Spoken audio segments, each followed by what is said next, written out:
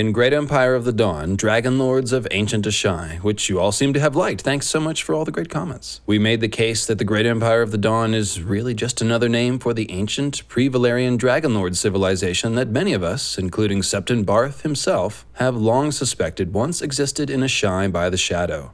Seemingly with the use of their dragons, the Great Empire of the Dawn ruled pretty much all of far eastern Essos, an empire as big as Valyria at its height. But they apparently weren't content to stop there, oh no. A Song of Ice and Fire is, after all, a story about Westeros, and for the millennia-old events in Asshai and eastern Essos to be more than just fun trivia, they need to have a connection to ancient Westeros. Well, good news. I'm here today to show you that not only did the ancient dragon lords of the Great Empire of the Dawn make contact with Westeros, they actually had a hand in shaping some of the most important events related to Azor Ahai, Lightbringer, The Last Hero, and The Long Night. So hey there friends, it's Lucifer means Lightbringer, and I'm back with part 2 of my revamped Great Empire of the Dawn theory, which me and my friend Dayne came up with 5 years ago before anyone else, blah blah blah blah blah blah blah. If you like these mythical astronomy video essays, then please click the like button, share them, subscribe to the channel, and if you have the means, consider tossing a coin to your dragon via our Patreon campaign, which you can find at lucifermeanslightbringer.com. Thanks to all our patrons, and be sure to check out our Patreon appreciation music video that I made on our YouTube channel if you haven't already.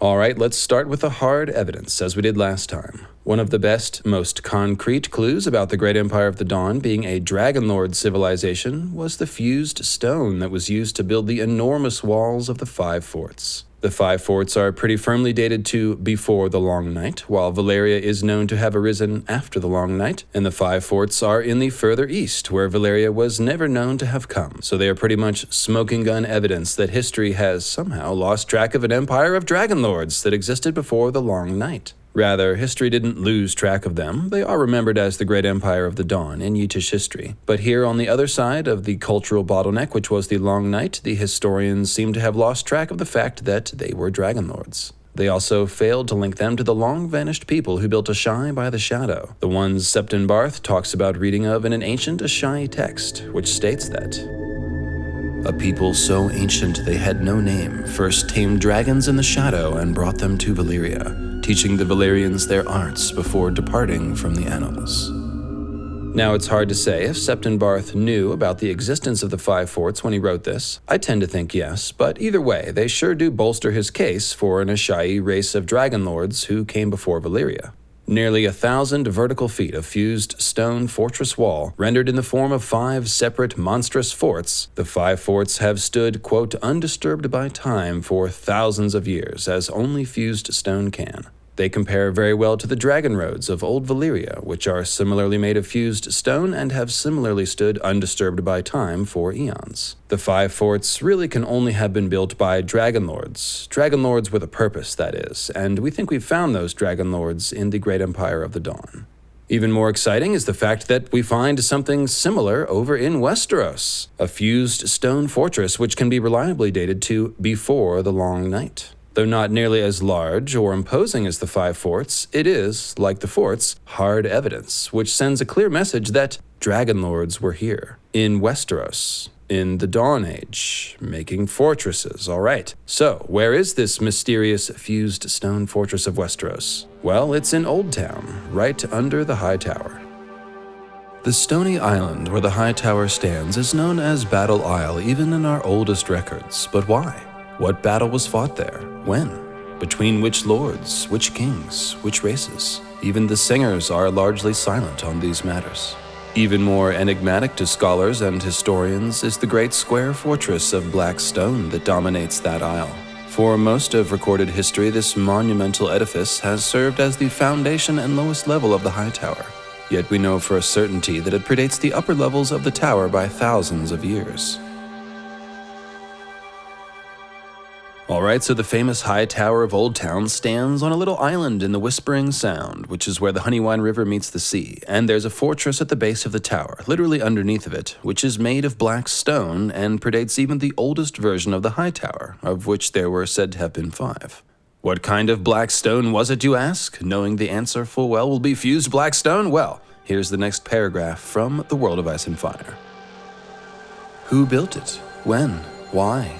Most maesters accept the common wisdom that declares it to be of Valyrian construction, for its massive walls and labyrinthine interiors are all of solid rock, with no hints of joins or mortar, no chisel marks of any kind, a type of construction that is seen elsewhere, most notably in the dragon roads of the freehold of Valyria and the black walls that protect the heart of Old Volantis. The Dragon Lords of Valyria, as is well known, possess the art of turning stone to liquid with dragon flame, shaping it as they would, then fusing it harder than iron, steel, or granite.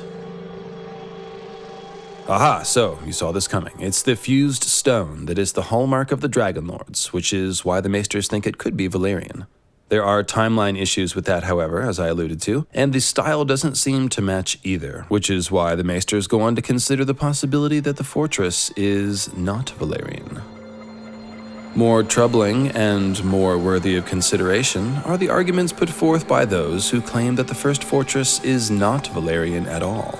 The fused black stone of which it is made suggests Valyria, but the plain, unadorned style of architecture does not, for the Dragon Lords loved little more than twisting stone into strange, fanciful, and ornate shapes. Within, the narrow, twisting, windowless passages strike many as being tunnels rather than halls. It is very easy to get lost amongst their turnings. Mayhaps this is no more than a defensive measure designed to confound attackers, but it too is singularly un-Valyrian.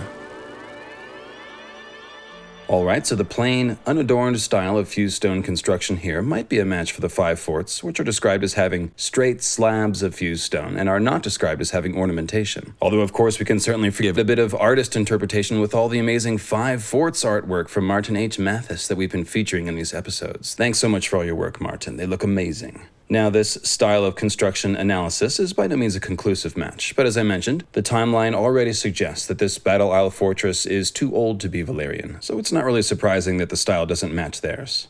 As to those tunnels, well, they can't have been carved by men, because, well, you can't carve fused stone. That's kind of the whole point of it being magically indestructible. Tunnels carved by men is also the very boring explanation here. We are bored. Yeah, I'm bored. It's actually far more likely that those tunnels were made by dragons, which is the Grandpa Simpson No, you're talking. explanation, and that's what we want.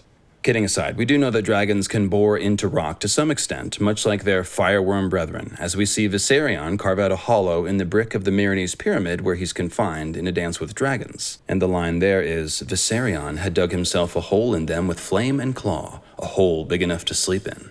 If a young dragon like Viserion can do that, then it's definitely possible that the more extensive tunnels in the Battle Isle fortress could have been made by dragons. And unless you believe someone imported fireworms here to Battle Isle, there's really not another contender for something that could have made these tunnels. So, in the end, we have to conclude that these tunnels were almost certainly made by dragons, probably the same dragons that created the fortress.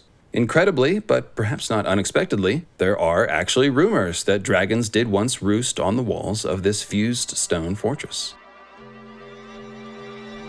How old is Old Town, truly? Many a maester has pondered that question, but we simply do not know. The origins of the city are lost in the mists of time and clouded by legend. Some ignorant septons claim that the Seven themselves laid out its boundaries. Other men that dragons once roosted on the Battle Isle until the first Hightower put an end to them.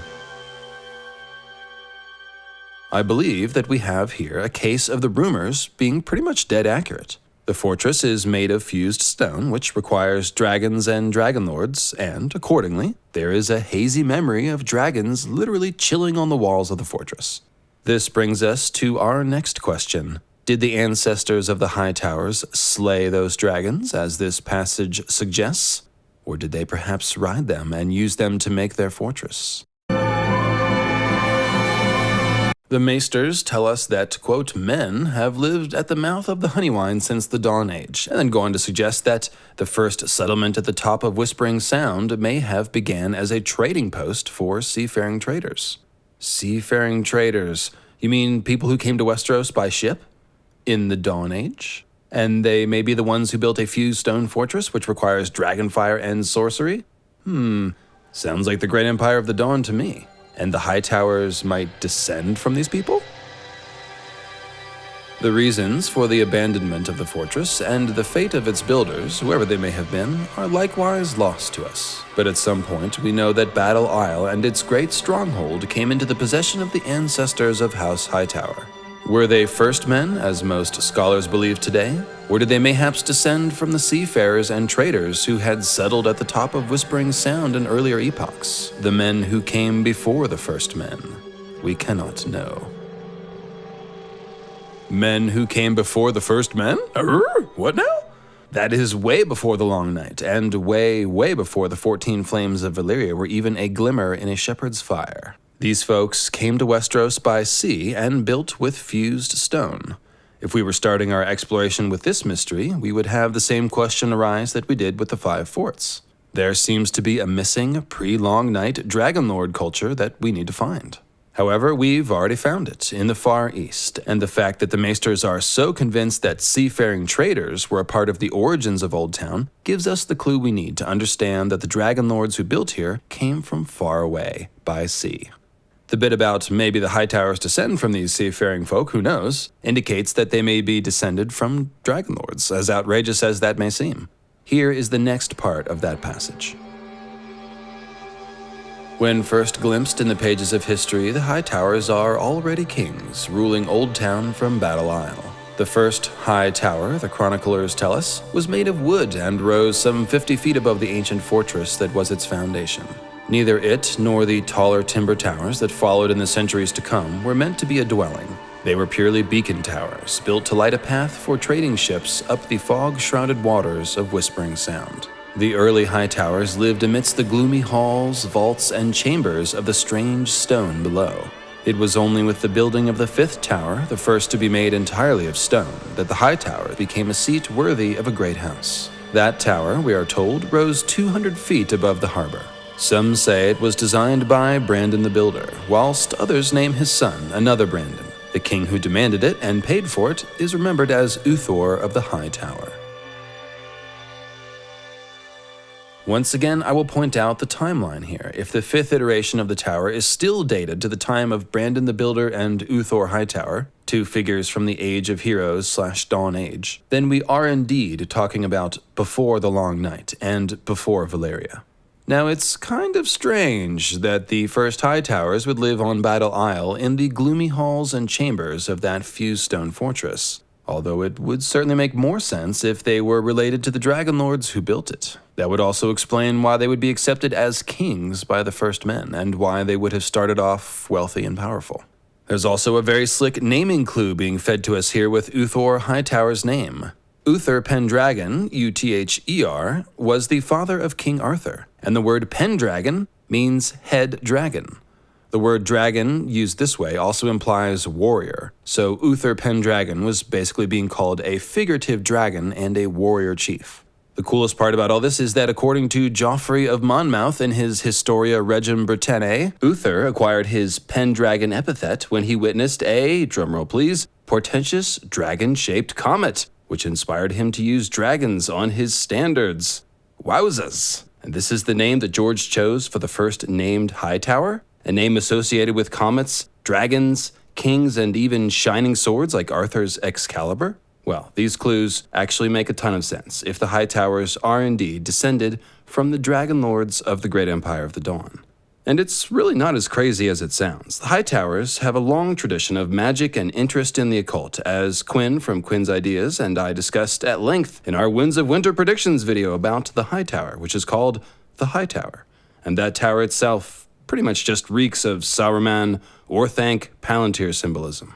There are even signs that the Church of Starry Wisdom, which was founded by the Bloodstone Emperor and is known to operate in port cities around the world, may have some strange dockside temples in Old Town. Those would be the ones visited by Marwyn the Mage, an Archmaester of the Citadel who has been to Asshai and likes to play with glass candles. I do plan on doing a full video about the potentially rising influence of the Starry Wisdom cult in A Song of Ice and Fire, so I'll leave it at that for now. Another reason it's not crazy to think the Hightowers might descend from the Great Empire of the Dawn people are their looks. We don't get a glimpse of many Hightowers in the books to judge their appearance, but what we do get gives us a couple of clues that they may have Dragonlord features. Alicent Hightower married King Viserys Targaryen and gave him 4 children, all of whom had the trademark Valyrian look. And we have seen many times that darker-haired genetics tend to overrun the silver and gold-haired blood of the dragon genetics. That means that Alicent was at least fair-haired and blue-eyed, else some of her children would probably have come out with darker looks and eyes other than purple or blue. As a young girl, Alicent was the nursemaid for the old King Jaehaerys, and in Fire and Blood we read that it is said that, at times, the king thought her to be one of his own daughters. Now, Jaehaerys was very old and likely suffering from a bit of dementia here, but this sort of confusion could really only happen if Alicent actually looked like one of Jaehaerys' daughters, meaning if she looked Valyrian or at least close to it. Alicent Hightower, meanwhile, who is between age 36 and 43 at the time of the main story, is twice described as having silver hair. In one place she's called silver-haired and handsome, and another time it says, her long silvery braid was bound with jeweled rings. Now, some people do, of course, get silver or gray hair early in life, but the description of long silver hair implies that it's fully silver and has been that way for at least the couple of years it takes to grow hair that long. In other words, it might not be the silver of age, but of genetics. Finally, and perhaps most tellingly, we have Sir Jorah Mormont comparing Lynesse Hightower, his first wife and Alarie's sister, to Daenerys, saying, "Why, she looked a bit like you, Daenerys," when asked. That's pretty interesting, right? Jorah's aunt, Lady Mage Mormont, says that she had hair like spun gold, that Lynesse, skin like cream. Valyrians are known for hair of silver and platinum white and also gold, so this is a potential match, and she looks a bit like Daenerys. The explanation may be that House Hightower has a bit of latent Dragonlord blood in their veins. Heck, Lynesse's father, Lord Leighton Hightower, may be in on the secret, having given 2 of his children dragon names, Baelor and Alysanne. I'll also just mention that Alicent Hightower wasn't the only Hightower to marry a Targaryen. Garmund Hightower married Rhaena Targaryen, who is Rhaena of Pentos, rider of Morning, the last Targaryen dragon before Dany hatched her 3, as well as the ill-fated Cerys Hightower, one of Maegor the Cruel's black brides. While none of these 3 examples are conclusive, I do expect that we'll see more from House Hightower in the Winds of Winter, what with Sam and Euron both at Old Town, so perhaps we'll get an answer on this. Personally, I find the Uthor Hightower, Uthor Pendragon clue pretty convincing. But here's the thing. Whether or not the Hightowers are descended from the Great Empire of the Dawn is an interesting question, but it's actually secondary to our main point in this section, which is simply that the presence of the Fewstone Fortress, reliably dated to before the Long Night, indicates that a pre-Valyrian Dragonlord culture came to ancient Westeros and founded the first settlements at Old Town, Westeros' oldest city. That can only have been the Great Empire of the Dawn.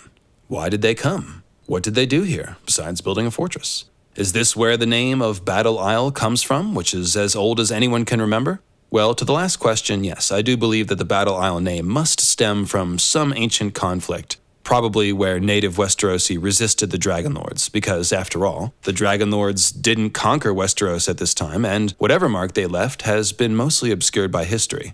As to why they came and what they did, I think we can find the big clues about this in the Westerosi house that is most obviously descended from the Great Empire of the Dawn. Say it with me now, House Dayne.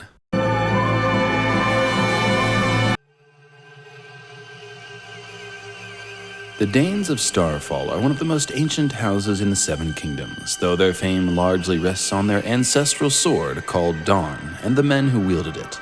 Its origins are lost to legend, but it seems likely that the Danes have carried it for thousands of years. Those who have had the honor of examining it say it looks like no Valyrian steel they know, being pale as milk glass, but in all other respects it seems to share the properties of Valyrian blades, being incredibly strong and sharp. Yes, where did they get that sword? It's almost too easy to say, well, they got the sword Dawn from the Great Empire of the Dawn. But yeah, it does make a certain amount of sense. Dawn is basically white Valyrian steel for all intents and purposes, and something that advanced has absolutely no business being in ancient Westeros thousands of years ago, which was firmly stuck in the Bronze Age at that time. The Danes are counted as first men, and in A Feast for Crows, Gerald Darkstar Dayne says that, "My house goes back 10,000 years unto the dawn of days."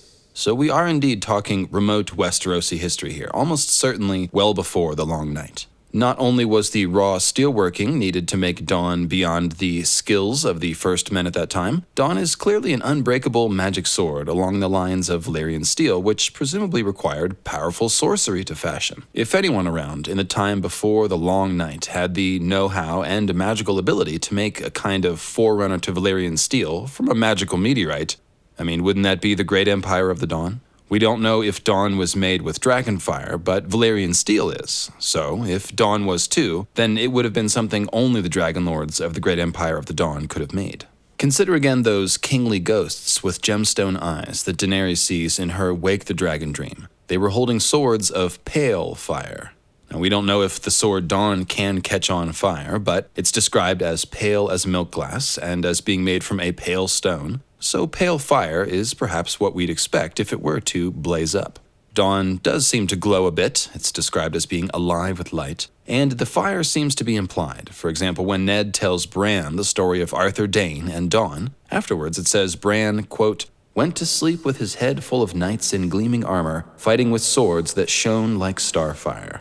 None of this stuff about Dawn is conclusive yet, but a great empire of the Dawn origin for the sword does fit everything we know about Dawn pretty well. As most of you know, the symbolism of Dawn suggests Lightbringer. Son of the Morning and Lightbringer are both translations of the Latin word for Venus, which is Lucifer. Although Venus is of course a planet, it appears to us on Earth as the largest star in the sky, and it's called the morning star because it rises just before dawn during half of its celestial cycle. In other words, the A Song of Ice and Fire terms Lightbringer, Sword of the Morning, and Dawn all derive from the same Venus-based mythology. I don't know if Dawn is the Lightbringer, or perhaps if any flaming sword can be considered a Lightbringer or can become a Lightbringer, but there does seem to be a very strong link between the sword Dawn, which resides at Starfall in Westeros, and Lightbringer, a myth from Asshai and the further east.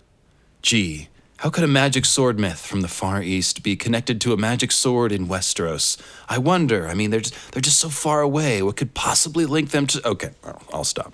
You get the picture. The presence of the great empire of the Dawn at nearby Old Town, nearby to Starfall relatively speaking, makes it very plausible that either the sword Dawn itself, or the knowledge and technology needed to make it, came to Westeros via the great empire, and the mythology and the symbolism of Dawn and Lightbringer suggest a link. People have always wondered if Dawn might not be Lightbringer, but there's always been that huge gap between Asshai, where the Azor Ahai and Lightbringer mythology comes from, and Starfall, where House Dayne lives. The great empire of the Dawn theory, as promised, solves that puzzle by bridging that gap and providing us a conveyor belt of plausibility by which things, people, and ideas can travel from the far east to ancient Westeros in the Dawn Age. Even the symbolism of House Hightower fits into this approximate symbolic family. Check it out. Their sigil is a white lighthouse crowned with red flame, and their words are, "We light the way." Compare, if you will, a white glowing sword like Dawn, or a flaming red sword like Lightbringer, which brings the dawn and the morning, versus a white lighthouse tower, which lights the way with a crown of flame, and books of spells, of course. The flaming lighthouse tower of House Hightower is even set on a field of gray smoke, just like the meteor-induced smoke, ash, and debris that caused the darkness of the long night, of course. Well, according to my theory, anyways. Whatever the Dayne house words turn out to be, they will no doubt be complementary to "We Light the Way," and I think the link between Dayne and Hightower will be even more obvious. Much like the first Hightowers lived and built on Battle Isle, an island at the mouth of a river, the Honeywine, so too did the first Daynes, who built Starfall on an island at the mouth of the Torrentine River. The Hightowers are thought to descend from ancient mariners who came to Westeros in ancient day, and the first Daynes do indeed sound like they too migrated to Starfall. At the mouth of the Torrentine, House Dayne raised its castle on an island where that roaring, tumultuous river broadens to meet the sea. Legend says the first Dayne was led to the site when he followed the track of a falling star, and there found a stone of magical powers. His descendants ruled over the Western Mountains for centuries thereafter as kings of the Torrentine and lords of Starfall. It doesn't say where the Daynes came from, but they do seem to have come here by following signs in the heavens, driven by the need to make a magical meteor sword. Lightbringer is associated with comets, and the Bloodstone Emperor worshipped that black meteorite, so we are seeing a familiar set of ideas here. We're also seeing some familiar Dragonlord looks amongst the members of House Dayne, even more so than House Hightower. Pretty much everyone remembers the tall and fair Ashara Dayne's famous haunting violet eyes, which we hear of early on in A Game of Thrones. But even more telling are Barristan's words describing Ashara in A Dance with Dragons. Even after all these years, Sir Barristan could still recall Ashara's smile, the sound of her laughter. He had only to close his eyes to see her, with her long, dark hair tumbling about her shoulders and those haunting purple eyes. Daenerys has the same eyes. Sometimes when the queen looked at him, he felt as if he were looking at Ashara's daughter. That's quite the resemblance, no? Ashara Dayne has dark hair instead of light, but her eyes and features are apparently enough that Daenerys reminds Barristan of Ashara. It's very like Dany reminding Ser Jorah of Lyness Hightower. The reason why Daenerys reminds people of Lyness Hightower and Ashara Dayne may be that they all share an ancient common ancestor, and because in A Song of Ice and Fire these kinds of magical bloodline traits persist far longer than they actually should. And it's not just Ashara by any means. Gerald Darkstar Dayne is even easier to spot. Arianne watched him warily. He is highborn enough to make a worthy consort, she thought. Father would question my good sense, but our children would be as beautiful as dragon lords. If there were a handsomer man in Dorne, she did not know him. Sir Gerald Dayne had an aquiline nose, high cheekbones, a strong jaw. He kept his face clean-shaven, but his thick hair fell to his collar like a silver glacier, divided by a streak of midnight black. He has a cruel mouth, though, and a crueler tongue. His eyes seemed black as he sat outlined against the dying sun, sharpening his steel, but she had looked at them from a closer vantage, and she knew that they were purple. Dark purple, dark and angry. Purple eyes and silver hair would be obvious enough, but then Arianne flat out compares his look to that of dragon lords. All right, message received. Something is up here with House Dayne. And in case you're wondering if some Targaryen may have married into House Dayne in the past to give them these quasi-dragon lord looks, there is no record of such anywhere. I definitely checked. Diana Dayne married Maekar Targaryen, but no Targaryen has married into House Dayne that we have been told of.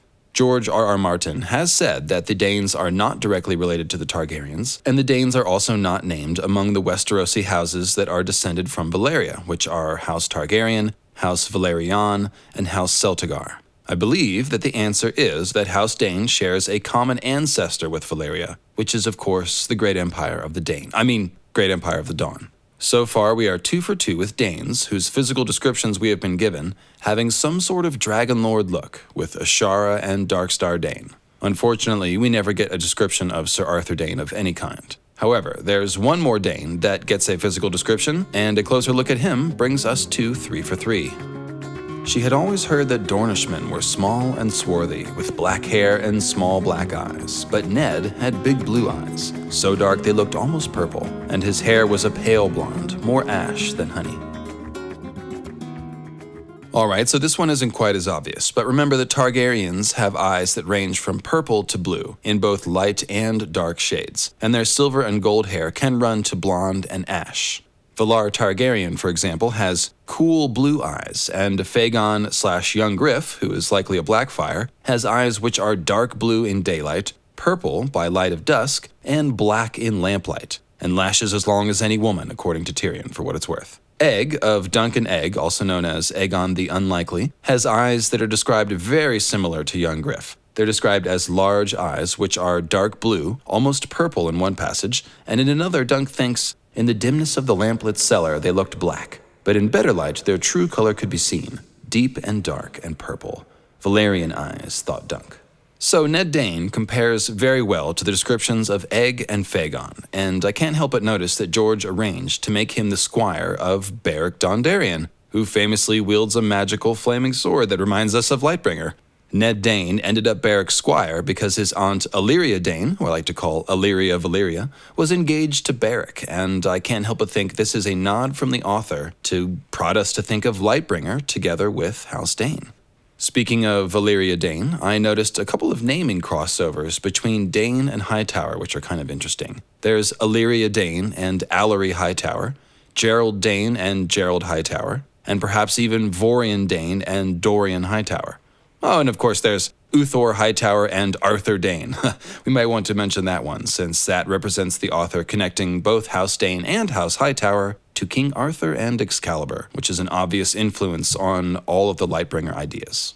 Now, I mentioned a moment ago that Egg's father, Maekar Targaryen, married Diana Dayne, and though we are not given Diana's physical description, there are reasons to think that she had Dragonlord looks as well. Even though Maekar's mother was Mariah Martell, who passed on her dark-haired looks to some of Maekar's siblings, like Baelor Breakspear, all of Maekar and Diana Dayne's children came out with standard Valyrian looks, save for one who has sandy brown hair, and that's Daeron the Drunkard. Daeron's darker hair is no doubt a legacy of his grandmother, Mariah Martell. But the point is that if Diana Dayne had had dark looks, her and Maekar's children wouldn't have come out almost completely Valyrian looking. Instead, it seems that what happened is that Diana may have injected a fresh batch of Dragonlord looks into the Targaryen line, giving Maekar a batch of mostly Valyrian-looking kids. Egg later married the dark-haired Black Betha Blackwood, and their kids then had incest for 2 generations leading up to Aerys and Rhaella, who looked prototypically Valyrian, and their children, Rhaegar, Viserys, and Daenerys, who also all look Valyrian.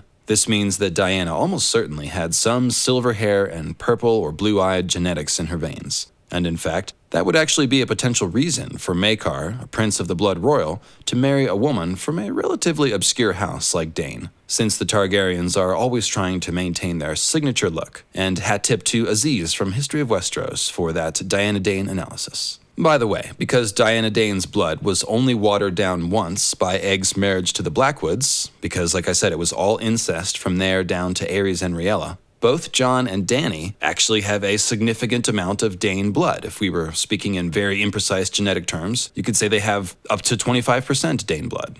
You know, just in case someone heroic needed to wield Dawn for the last battle. I mean, Ned Dayne is too young and Darkstar is unworthy, so Jon or Dany's lineage could actually be relevant at some point. Jon is the obvious candidate to wield Dawn if its purpose is to be swung like a sword, but I also hold out a possibility that Dawn's true purpose could be something more magical. Perhaps it's a milk glass candle, for example. And so in this case, it could actually be Daenerys, who is destined to get her hands on Dawn. Either way, I just want to point out that Jon and Dany both do have a significant amount of Dayne blood, even without any more obscure sort of parentage theory. So there you have it.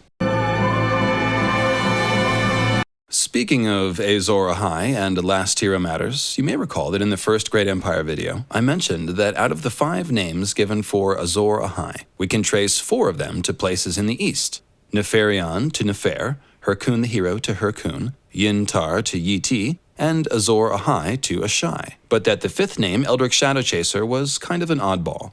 There are no matches for the Eldrick name in the east, however, there are derivatives in both House Dayne and House Stark, which of course are the 2 houses most likely to be associated with the last hero. The Daynes because of the sword Dawn and their symbolism, and the Starks because, well, they're the Starks, and the others seem to be mainly their problem. Alright, so first off, we can observe that the Shadow Chaser moniker is a great title for someone who fights the others, who are called White Shadows, Pale Shadows, Cold Shadows, Shadows with Teeth, and so on. The name Eldrick, as some of you may know, is a very clear nod to Michael Moorcock's Elric of Melniboné, who wields a magical and highly cursed black sword called Stormbringer, and who basically looks like a young Bloodraven. He has a ton of parallels to Bloodraven, Jon Snow, and the general idea of Azor Ahai, and George has cited Elric and Michael Moorcock as big influences of his many times. The name Hyrkoon is actually also from Elric of Melniboné. Elric's cousin Yrkoon, Yrkoon, also wields a magic sword called the Mornblade, which, I know, Sword of the Morning, Galadon of Morn and his magic sword, yes sir. Even cooler is the fact that the Mornblade and Stormbringer were once part of one sword, a dragon sword, which was broken in half to release the spirit of a dragon that was locked inside. And yes, this stuff is really cool. I highly recommend you read Elric. Finally, the name Eldrick itself is German and means sage ruler, making it a pretty apt name for an Azor Ahai or Elric of Melniboné type figure. So back over at Starfall, we find the tale of an Ulrich Dayne, who was of course a Sword of the Morning and was considered one of the greatest knights of his time. We just mentioned young Ned Dayne, and his full name is Edric. Edric Shadowchaser Dayne, Squire of Beric Don't Call Me Azor Ahai Dondarrion. Got it. The thing is, Edric Dayne is considered to be named after Eddard Stark, hence the shared Ned nickname, which demonstrates that in Westeros, as in the real world, you can honor a naming tradition with slight variance. That's exactly what we find with House Stark, which serves up 2 Edric Starks, one Edric with a C and an Edric Snowbeard Stark with a CK. If Edric is a variant of Eddard, then that means Eddard can be a variant of Edric. So we have to count all the Eddard and Edwyles and Edwin Starks, and even the uber-fantasy-sounding Edarion Stark. Then we have Ned's great-great-great-grandfather, Elric Stark, who I like to call Elric of Winterfell Nibene. I'll give you a second to recover from that, sorry. But there's also an Alaric Stark, the one who may have had a thing going with good Queen Alysanne Targaryen, which is why I call him Fly Alaric. Okay, bad naming jokes aside, you can see what I am pointing at here with all this Eldric, Elric, Edric stuff. Eldric Shadowchaser may have been the Westerosi name for Azor Ahai or the Last Hero, who may or may not have been the same person, and if so, it makes sense to see the 2 houses associated with Last Hero ideas carrying on an Eldric naming tradition. In the case of the Daynes, it may be basically the same pattern as we saw with the other 4 Azor Ahai names, a people formerly part of the Great Empire of the Dawn, who fled the destruction of its downfall, started a new kingdom, and retained their own version of the Flaming Sword hero myth. The Daynes just went farther, perhaps following the established route to Westeros, which we know existed due to the fused stone fortress at Old Town.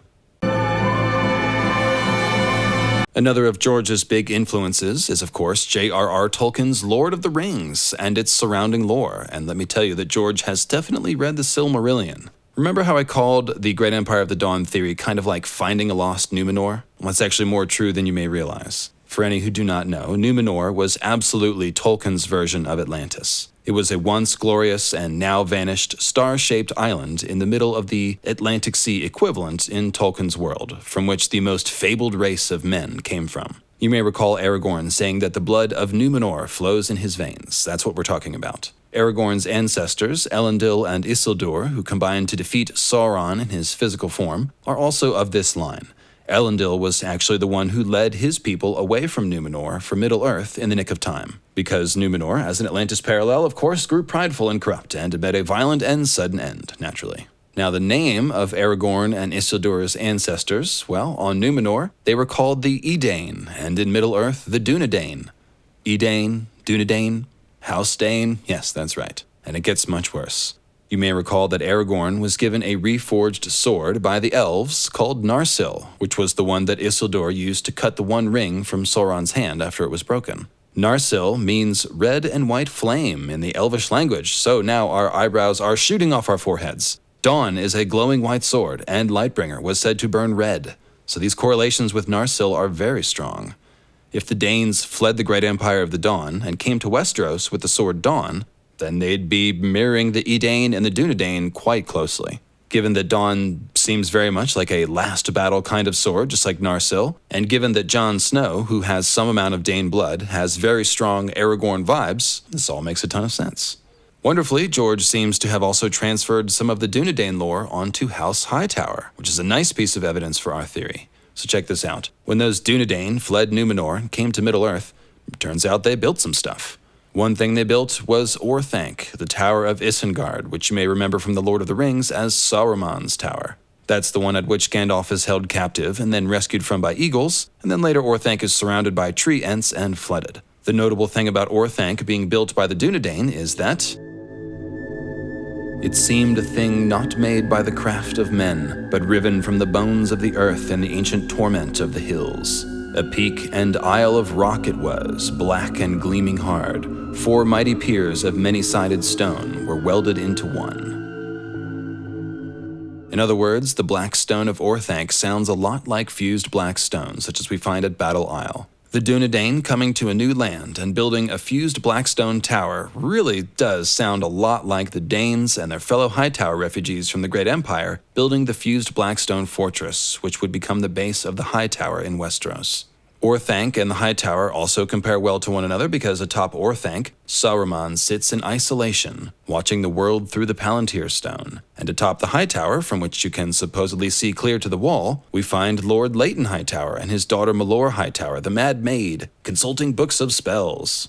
Euron's goal in attacking Old Town may be to perform some sort of dark magic atop the Hightower, which would be an even better correlation to Orthanc and Saruman. Well, I hope you enjoyed that little dose of Lord of the Rings. Many thanks to my friend Blue Tiger for picking up on those clues ages ago. And check out his blog for more Tolkien, A Song of Ice and Fire parallels. Link in the description. I think we can be fairly confident that House Dayne and House Hightower descend from the people of the Great Empire of the Dawn, just based on the A Song of Ice and Fire evidence, which is why I presented that first. But the parallels to the Dunedain of the Lord of the Rings and to Uther Pendragon of Arthurian myth are the sort of clever literary clues that really seal the deal of authorial intent for me. And heck, here's another cherry that takes the form of a literary clue. Think about the Tower of Joy scene, the place where baby Jon Snow was born. Who's there outside the tower, fighting Ned and his 6 grey wraiths, as his 6 companions appeared to him in his fever dream? Why, it's Arthur Dayne and Gerald Hightower, come to witness the birth of the promised prince, who may be the culmination of whatever business the Great Empire was up to when it first came to Westeros. Business that surely involves both Dawn and the others. Okay, so let's see if we can't pull all this together. At some point before the Long Night, the Great Empire of the Dawn, who counted dragon lords among their number, used their arcane arts to raise a fused stone fortress on Battle Isle, most likely with the purpose of establishing trade with the children of the forest and or the first men. They don't seem to have had a large presence, as we've not found fused stone anywhere else as of yet, and as there are only a few tales of dragons to be found anywhere in Westeros, almost all of them tied to Old Town, with the others being a couple of one-off tales of dragon slayers like Davos Dragonslayer, Serwyn of the Mirror Shield, and Galadon of Morn. The Great Empire of the Dawn did, however, leave a small genetic fingerprint on the land which would become the Seven Kingdoms, in the form of House Dayne and House Hightower at the very least, and they may have left one of their magic swords behind. That's actually the heart of the matter. Lightbringer, Dawn, Azor Ahai, the last hero, and the idea of beating back the others during the first long night. Many people have connected the Asshai tale of Azor Ahai defeating the forces of darkness to end the long night with the Westerosi tale of the last hero slaying the others with an unbreakable sword of dragonsteel, and that makes a lot of sense. Both heroes are using a magic sword associated with dragons to defeat the minions of the long night, and thereby the long night itself. Many people have also looked at Dawn, an unbreakable, glowing magic sword called the Sword of the Morning, and thought, well, perhaps this is the magic sword which ended the long night and brought the morning. And again, I say this is both logical and intuitive. Dawn could be thought of as dragonsteel simply based on its meteoric origin, since we know that comets and meteors can be seen as dragons in both the real world and within A Song of Ice and Fire mythology. And if Dawn is Lightbringer, then it's even more strongly associated with dragons, since Azor Ahai Reborn is prophesied to wake dragons from stone.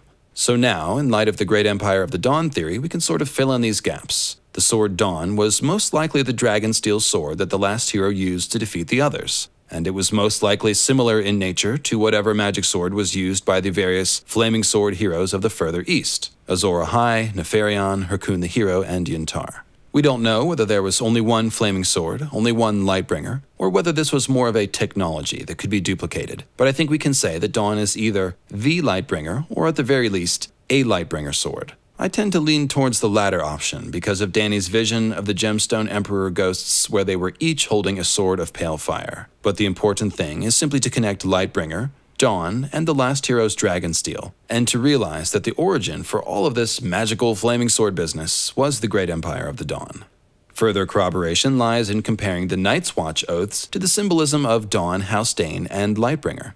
Remember how Sword of the Morning is taken from Son of the Morning, a translation of Lucifer, the Latin word for Venus, while another translation of Lucifer is Lightbringer? Surely you do. Venus is called the Son of the Morning and the Lightbringer, because as the morning star it rises just before the dawn, sort of heralding or ushering in the dawn.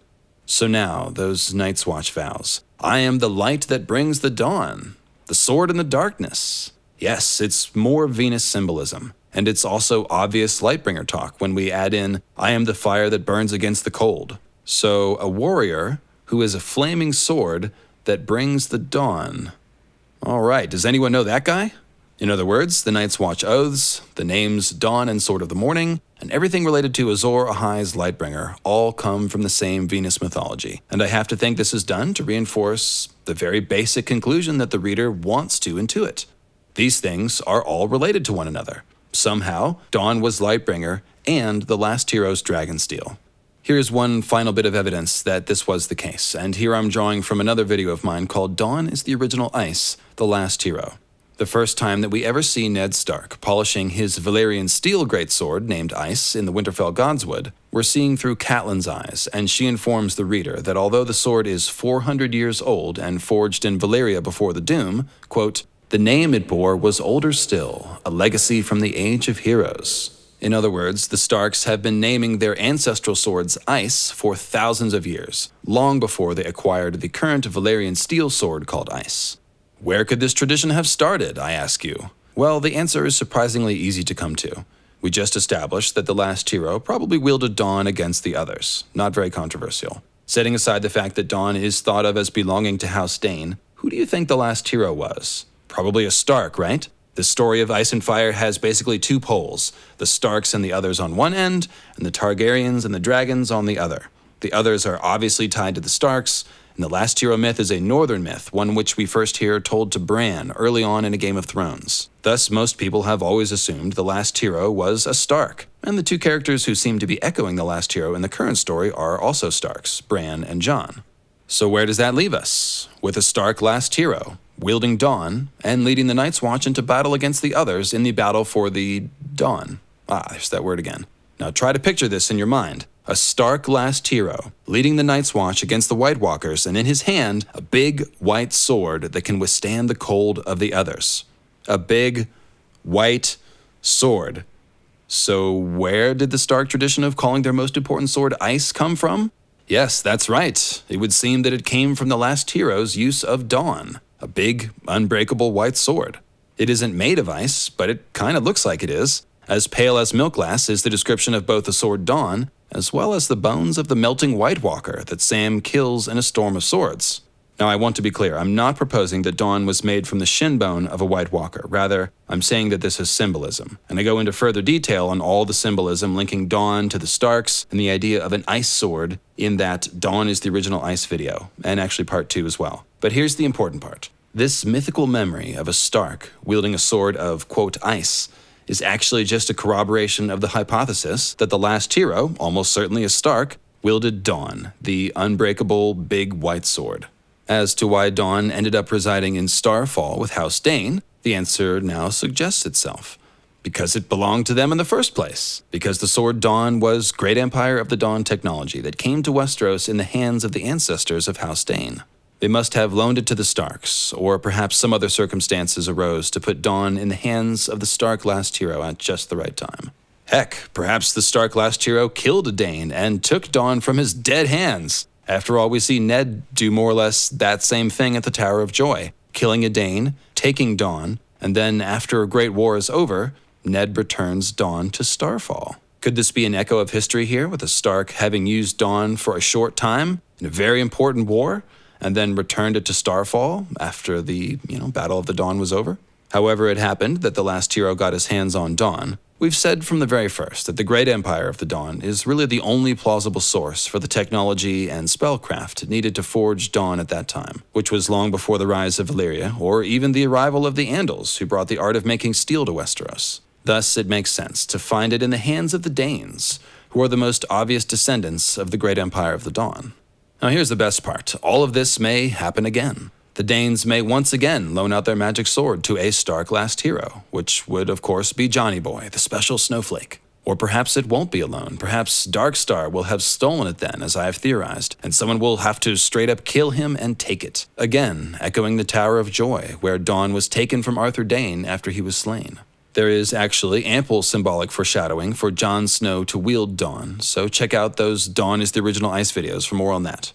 Now, assuming R plus L equals J will be true in the books, as I do, I really do like how all this could come together, with Jon echoing the Stark last hero and leading the Night's Watch against the others with Dawn in his hands, but with Jon having the bloodlines of Stark, Targaryen, and Dayne in his veins.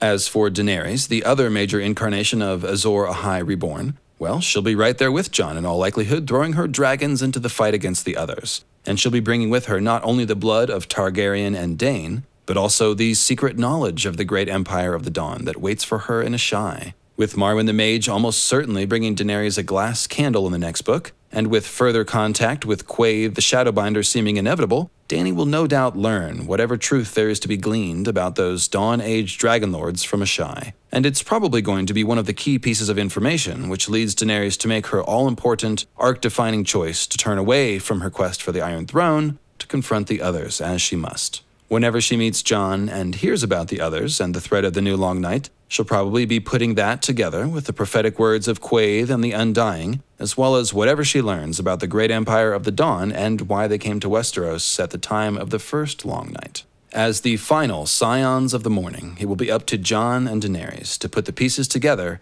and right the wrongs of the past, bringing this very long chapter of ice and fire to a close. A chapter which started in Asshai, in a little old kingdom called the Great Empire of the Dawn. Ladies and gentlemen, thank you very much for watching. As you can see, I did quite a lot of work on this video. I love this Great Empire of the Dawn stuff. Hope you're enjoying it too. If you are, don't forget to check out these 3 live streams that we've done over the past few weeks. And I'll see you again soon with some new material. Don't forget to like, subscribe, click the notification bell, share it with your friends, sign up for Patreon if you're so moved. And I'll see you again soon. And yes, I'm back in lovely California, as you can see.